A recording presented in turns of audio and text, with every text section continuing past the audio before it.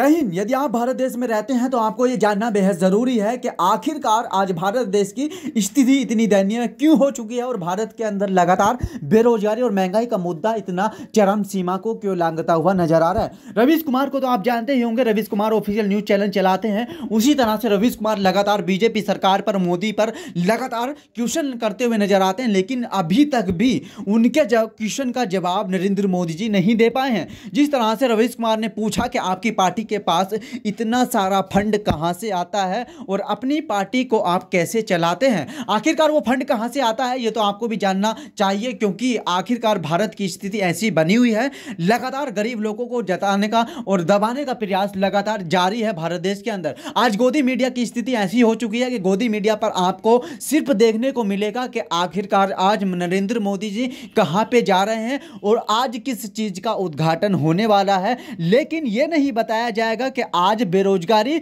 और महंगाई के मुद्दों पर भी डिबेट की जाए और गरीब जनता को बताया जाए आखिरकार भारतीय और विदेशी बाजारों में आज भारत का रुपया इतना क्यों गिरता हुआ नजर आ रहा है। क्योंकि भारत के अंदर लगातार जितने भी ये नेतागण हैं, भारत की जनता का पैसा लूट कर और विदेशी एक्सिस बैंकों में जमा करते हुए नजर आते हैं। लेकिन क्या आपको पता है कि लगातार गरीब लोग और जनता लगातार भटकती हुई नजर आ रही है, लेकिन आपको संविधान से इतना बड़ा शक्ति मिली हुई है जिससे आप माननीय श्री नरेंद्र मोदी जी से भी जानकारी प्रोवाइड कर सकते हैं। आरटीआई के अकॉर्डिंग, राइट इंफॉर्मेशन के अकॉर्डिंग आरटीआई डालिएगा और आपको जानकारी मिलेगी। लेकिन आज भारत की स्थिति ऐसी हो चुकी है, आरटीआई का भी जवाब मुश्किल से मिलता हुआ नजर आ रहा है। घुमा फिराकर क्वेश्चन कर देते हैं, लेकिन आरटीआई का भी सही तरीके से जवाब नहीं मिलने को तैयार है। उसी तरह से हम आपको बताने वाले हैं कि आखिरकार माननीय श्री नरेंद्र मोदी जी भारत के अंदर, और जो आपको पता होगा अभी पहले ही कुछ दिन पहले 8 भारतीय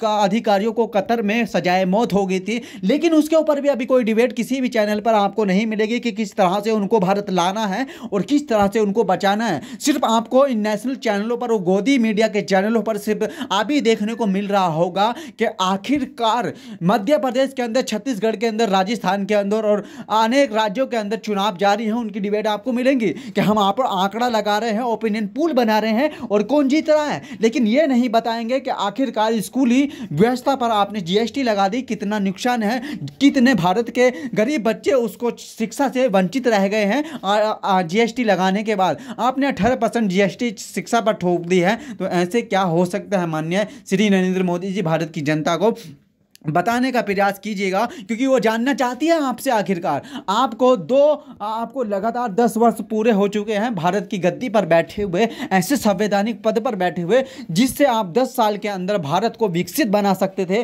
वो जो लगातार हमारा देश लगातार विकासशील की दरों में तड़पता हुआ नजर आ रहा है, आप उसको विकसित कर सकते थे। लेकिन आज भारत देश के अंदर इतना करप्शन हो चुका है, किसी भी डिपार्टमेंट में जाइएगा गरीब जनता की सुनवाई नहीं हो पाती है। और जिस तरह से आपको तस्वीरों में दिख रहा होगा, एक सच्चा और एक ऐसा लाल दहाड़ता हुआ नजर आता है रवीश कुमार, जो लगातार बीजेपी सरकार से टक्कर लेता हुआ नजर आता है। यदि आपको हमारी ये खबर अच्छी लगी हो तो चैनल को सब्सक्राइब कर लें, बेल आइकन ऑन कर लें, ताकि आने वाली हर अपडेट से आपको पता लग सके। जी हाँ, बने रहेगा न्यूज़ 24 के साथ। मैं एक राज चौधरी, मिलते हैं एक छोटे से ब्रेक के बाद। जय हिंद, वंदे मातरम।